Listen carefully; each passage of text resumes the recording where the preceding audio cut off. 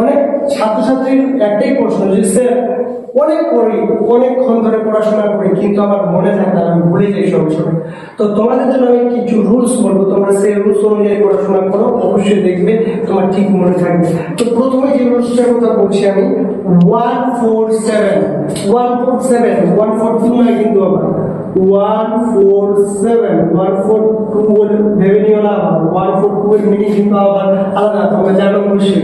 তো 147 এটা কি, যে প্রথম দিন তুমি যে পড়াটা পড়লে, প্রথম দিন ধরো কোনো একটা টপিক, বাংলা হোক বা ইংলিশ হোক, ইতিহাস ভূগোল, যে কোনো বিষয় একটা টপিক, যে টপিকটা তোমরা প্রথম দিন পড়লে, খুব সুন্দরভাবে পড়লে, সেটা আবার 4 দিন পর, মানে চতুর্থ দিনের দিন আবার রিভিশন করবে, আবার পড়বে সেই পড়াটা। চতুর্থ দিন যখন পড়া হয়ে গেল, সেই পড়াটাকে আবার ষষ্ঠ দিন মানে 7 নাম্বার দিনের দিন আবার রিভিশন করবে। তো সেটা তোমাদের জীবনে করে দেখো, আশা করি যে ভালো ফল পাবে। আরেকটা